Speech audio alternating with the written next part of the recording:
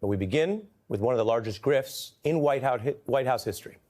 It's a tale, really, of two Americas as the president reaps money and gifts for himself while demanding sacrifice by most Americans paying still higher prices for the ongoing tariffs. Trump also pocketing many millions by blatantly granting access to people who buy about $1 million a piece of crypto, his crypto.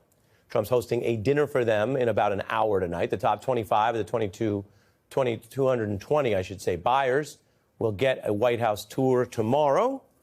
The haul, $394 million has been spent already on that so-called Trump coin. And this is the backdrop for the new MAGA budget, which sends more money to billionaires while slashing health care for most regular people. Now, most Republicans are celebrating that priority set. There were some dissenters, but that's the budget coming out of the House, even as others worry the health care cuts may have gone, if they pass through the Senate, way too far. If any of this sounds like the worst nightmare depiction of Trump in charge, well, that's because it is, in its outlines and its warning, what Democrats said he would do during the campaign.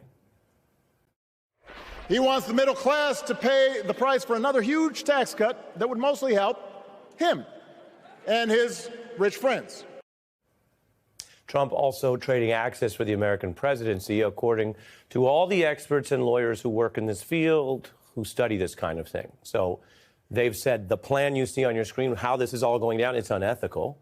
They also note that this is a way for individuals to hand Trump money that otherwise would be, at a minimum, a suspicious taxable gift. And you have to pay taxes on anything over that gift limit if you were just handing money to the president.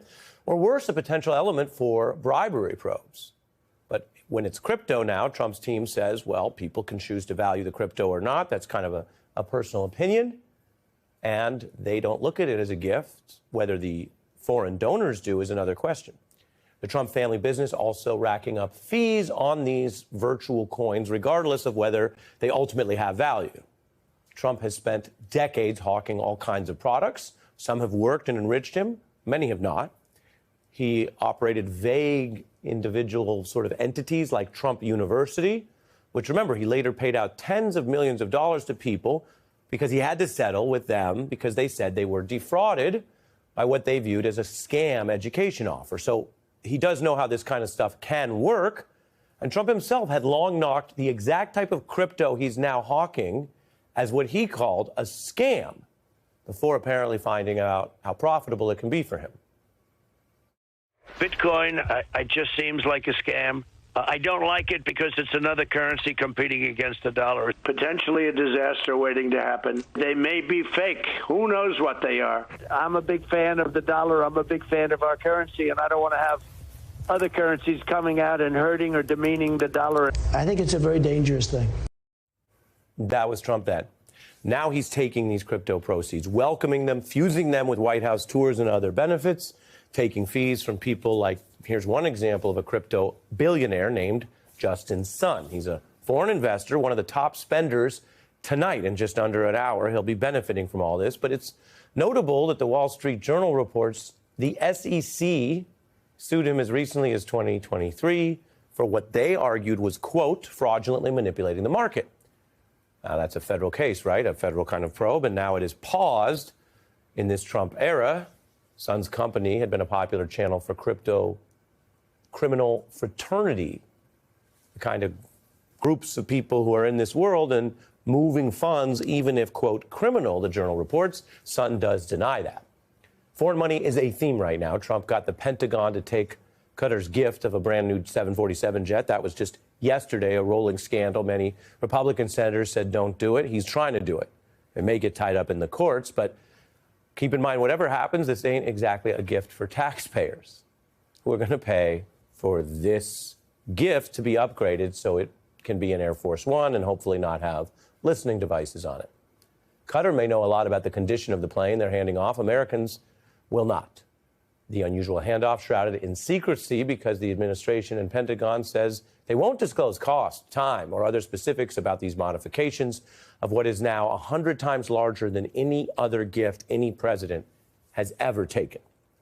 Other countries clearly view Trump's businesses as a way to curry favor with the U.S. government, these Middle East deals going forward, even as he does these Middle East tours. No modern American president has positioned his family to make so much money while in the White House, Bloomberg reports. That's, of course, a financial outlet. They're generally okay with profits or fair capitalism, but there's a problem here, and it brings up a kind of historic, otherworldly hypocrisy. Because Trump, from his very first campaign, talked all about draining the swamp. It wasn't just a speech here or there. It was, you might remember, because you probably follow politics if you watch the news, it was a whole big thing in every campaign with the merch and the signs and the chanting. And this is the thing about our politics sometimes. That language keys in on something real. In other words, it's not all made up. It's not like there's no problem there. It keys in on how many voters have shown over the years a real concern about exactly this type of problem, whether you call it a swamp or corruption or what many people call cruel capitalism and all of the ways that the money seems to infect everything, right? Voters wonder how many people go into public service, talk about this and that, and then come out really rich when they were supposed to be on government salaries. And sometimes we've seen that in both parties. But the Bloomberg story I'm telling you about, in the context of tonight's Two Americas, is that Trump is now one of the worst offenders for the swamp ever. That since the election, he has suspiciously, quote, more than doubled his net worth to over $5 billion. The question remains, not only is that ethical, not only is it legal if some of these deals come back to amount as foreign funneling operations, but the ultimate question for any president, is this good for you and America? Rampant self-dealing. And those are the independent accounts which show the problems and the risks to the United States. And we all know we live in a time that is very partisan. So there may be some people who look at all those facts, and if they were about a Democratic crime family, they would say, okay, and if it's about a Republican, they don't want to hear it. But that's not everyone. In fact, we have a lot of evidence that there's a ton of people in the country who want things to run fairly and well, don't want a swampy government, and that even includes some people on the right who either believed or hoped that Trump's second term wouldn't just be swampier than ever. Witness. I see all these negotiations going on in the Middle East, and then I don't know when these buildings were approved or when these deals got done, but then I also see like, oh, there's a brand new hotel going up in Dubai or Abu Dhabi and another one going up in Doha. That stuff kind of worries me. You know, it's well, it seems like corruption, yeah.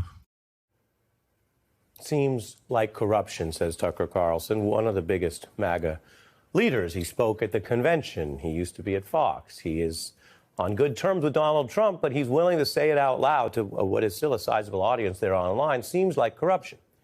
That's the context for the controversial GOP budget bill we just got, which gives tax breaks to the rich. It passed by one vote after a debate that actually sprawled into the middle of the night. You can look at that as just how Congress runs, or perhaps not exactly something they wanted to wait and make a big deal of during the day.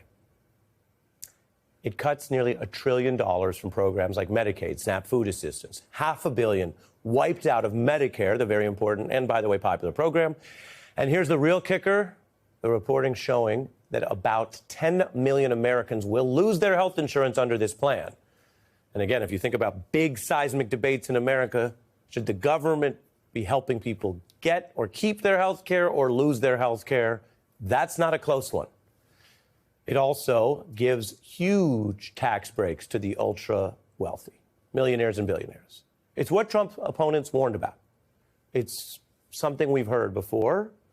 Trump ran last year on the issues of inflation and immigration. It was the Democrats often telling voters that whatever he could or couldn't do on those issues, the hidden agenda was Project 2025 and slashing health care. And this budget, now out of the House with one vote today, does show that part of the Democratic warning was fact-checked true. Donald Trump would sell this country for $1. This guy wants to throw tens of millions of people off of the health insurance that they have.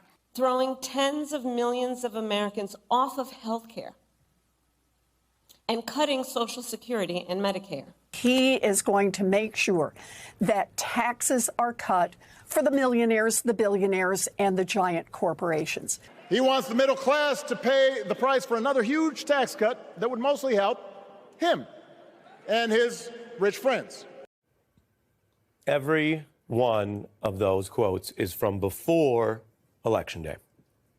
Those were warnings that this budget shows were true. The rich will get richer. Some rich people are critical of Trump, but find this is the payoff they like. But even his own former aides have cautioned about paying for that by gutting Medicaid. Medicaid, you got to be careful because a lot of MAGA's on Medicaid. I'm telling you, if you don't think so, you are dead wrong. Medicaid's going to be a complicated one. Just can't take a Medex to it, although I would love to. Steve Bannon, a lot of MAGAs, he says, are on Medicaid. Another way to say that is a lot of people are on Medicaid in states red and blue, if you care about that kind of thing.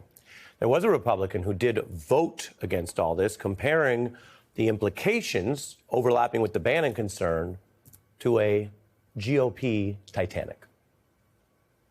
This bill is a debt bomb ticking. It's closer to $30 trillion of new debt in the next 10 years. Mr. Speaker, we're not rearranging deck chairs on the Titanic tonight.